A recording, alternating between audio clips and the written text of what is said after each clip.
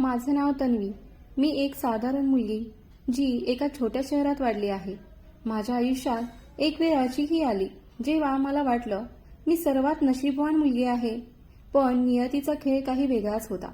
हे सगळं सुरू तेव्हा झालं जेव्हा मी कॉलेजमध्ये होते. एक नवीन जागा, नवीन लोक आणि नवीन स्वप्ने.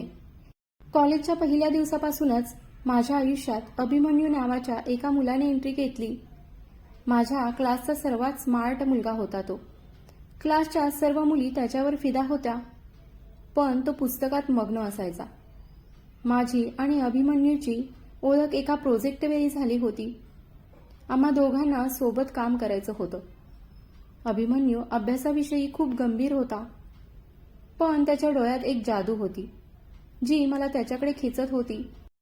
तो एक रहस्यमयी व्यक्तिमत्वाचा धनी होता. त्याला समजणं इतकं सोपं नव्हतं.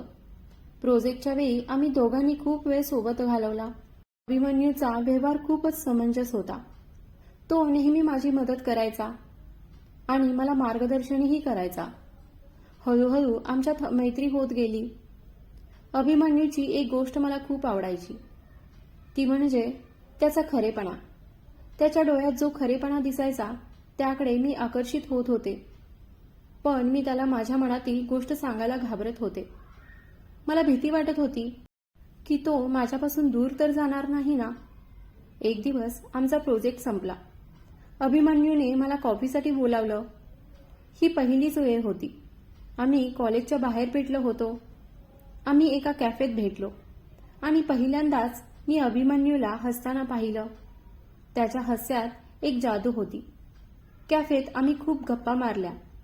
त्याने मला त्याच्या आयुष्याबद्दल खूप काही सांगितलं आणि मीही. आम्ही एकमेकांना खूप जवळून पाहिलं आणि तेव्हापासून आम्ही एकत्र आलो. आमच्या भेटीगाठी वाढत गेल्या आणि आमच्यात एक खास नातं निर्माण होऊ लागलं होतं. एक दिवस आम्ही कॉलेजच्या कॅन्टीनमध्ये बसलो होतो. तेव्हा मी धाडस करून माझ्या मनातील प्रेम त्याच्यासमोर व्यक्त केलं. मी त्याला सांगितलं, मला तुला काही सांगायचं आहे. त्याने माझ्या डोळ्यात पाहिलं आणि म्हणाला, काय सांगायचं आहे. मी स्वतःला सावरत त्याला सांगितलं की मला वाटतं की मी तुझ्यावर प्रेम करते. अभिमन्यू काही वेळासाठी शांत झाला. तो म्हणाला, तन्वी, तूही मला खूप आवडतेस, पण एक गोष्ट तुला जाणून घेणं गरजेचंच आहे. मी विचारलं, ती काय आहे. तो म्हणाला, माझ्या मनात एक दुसरी मुलगी आहे जिच्यावर मी लहानपणापासून प्रेम करतो. तिचं नाव प्रिया आहे. अभिमन्यूचं ते बोलणं ऐकून मी खूपच उदास झाले. मला कळत नव्हतं की मी काय बोलू. माझ्या डोळ्यात पाणी आलं होतं. अभिमन्यू म्हणाला, तन्वी, मला तुला धोका द्यायचा नव्हता. तू मला खूप आवडतेस, पण माझं मन प्रियासाठी धडकतं. त्या दिवसानंतर मात्र त्याच्यात आणि माझ्यात दुरावा निर्माण झाला. आमचं बोलणंही कमी झालं, पण माझ्या मनात अभिमन्यूसाठी प्रेम कमी झालं नव्हतं. मी त्याला रोज बघायचे, पण त्याला कधी काही सांगू शकत नव्हते. एक दिवस कॉलेजच्या शेवटच्या वर्षात मला कळलं की प्रिया आणि अभिमन्यूचा साखरपुडा झाला आहे. ही बातमी माझ्यासाठी एका सदम्यापेक्षा कमी नव्हती. मला माहीत होतं की मला अभिमन्यूला विसरायचं आहे, पण माझं मन या गोष्टीला मान्यच करत नव्हतं. कॉलेज पूर्ण झाल्यावर मी शहर सोडलं आणि एका नवीन जागी नोकरी करू लागले. पण अभिमन्यूच्या आठवणी माझ्यासोबत नेहमी होत्या. वेळ निघून जात होती, पण अभिमन्यूसाठी माझ्या मनातील प्रेम कधी कमी झालं नाही. हे अधुरं प्रेम माझ्या आयुष्याचा एक भागच बनलं होतं आणि हेच आयुष्य असतं. कधी कधी आपल्या प्रेमाला मागे सोडून पुढे जावं लागतं. वेळ जात होती, तसतसं मी स्वतःला सावरलं होतं. नवीन नोकरी, नवे लोक आणि नवीन जागा, यामुळे मला थोडं बरं वाटत होतं. नोकरी दरम्यान माझी ओळख अमोलसोबत झाली. तो माझ्यासोबतच काम करायचा. तो खूप प्रेमळ होता. त्याच्या हसण्यात एक जादू होती जी कोणत्याही उदास व्यक्तीला एक सुख देत होती. अमोल आणि मी काही काळ सोबत घालवल्यानंतर आम्ही एक चांगले मित्र बनलो. अमोलचं वागणं आणि त्याची काळजी घेण्याचा स्वभाव मला खूप आवडला. त्याने माझ्या जुन्या जखमांना भरून काढण्यास खूप मदत केली. त्याने मला परत हसायला आणि जगायला शिकवलं. पण माझ्या मनात अभिमन्यूसाठी जागा होती ती तशीच राहिली. मी अमोलला माझ्याबद्दल आणि अभिमन्यूबद्दल काही सांगितलं नव्हतं. मला वाटत होतं की तो कदाचित मला चुकीचं समजेल.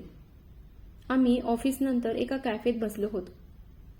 अमोलने माझ्याकडे पाहिलं आणि म्हणाला, तन्वी, तू खूप गोड आहेस. मला तुला काही सांगायचं आहे. माझं तुझ्यावर प्रेम आहे. अमोलचं ते बोलणं ऐकून मला फार आश्चर्य वाटलं. मी त्याला सांगितलं की तू मला आवडतोस, पण माझ्या मनात दुसऱ्या कोणासाठी जागा आहे. मी तुला माझी सगळी कहाणी सांगते. आणि मी त्याला माझ्या आणि अभिमन्यूच्या प्रेमाची अर्धवट गोष्ट पूर्ण सांगितली. अमोल माझं बोलणं लक्ष देऊन ऐकत होता. तो हसत म्हणाला, तन्वी, मी तुझं दुःख समजू शकतो, पण मी तुला हेही सांगतो की मला तुझ्यासोबत राहायचं आहे. मला तुला आनंदी बघायचं आहे. अमोलचं बोलणं ऐकून मला थोडं समाधान वाटलं होतं. मी त्याला म्हणाले, अमोल, तू खूप छान आहेस. मला तुझ्यासोबत राहायला आवडेल, पण मला थोडा वेळ हवा आहे. अमोल म्हणाला, मी वाट बघेन तुझ्या उत्तराची. त्या दिवसानंतर मी आणि अमोल खूप जवळ आलो. त्याने माझं दुःख समजून मला खुश ठेवण्याचा प्रयत्न केला. हळूहळू अमोलसाठी माझ्या मनात जागा निर्माण होत चालली होती. त्याच्या प्रेमाने आणि काळजीने मला परत जगायला शिकवलं. एक दिवस समुद्रकिनारी अमोलने माझा हात हातात घेतला आणि म्हणाला, तन्वी, मी तुझ्याशिवाय राहू नाही शकत. काय माझ्याशी लग्न करशील? त्याच्या डोळ्यातील तो सच्चेपणा आणि प्रेम बघून मी खूप भावूक झाले आणि म्हणाले, हो अमोल, मी तुझ्याशी लग्न करायला तयार आहे. लग्नाची तयारी सुरू झाली. घरचे सर्वजण खूप खुश होते. लग्नाचा दिवस उजाडला आणि हा दिवस माझ्या आयुष्यातील खूप सुंदर दिवस होता. लग्नानंतर अमोलने मला ते सर्व काही दिलं ज्याची मी कधी अपेक्षाही केली नव्हती. त्याच्या प्रेमाने माझ्या मनातील सर्व दुःख भरून काढलं. मीही अभिमन्यूला विसरून माझ्या नवीन आयुष्यात सुखी राहू लागले. आज मी अमोलसोबत खूप सुखी आहे आणि आमची एक छोटी मुलगी देखील आहे, जी आमच्या आयुष्याला आणखी सुंदर बनवत आहे.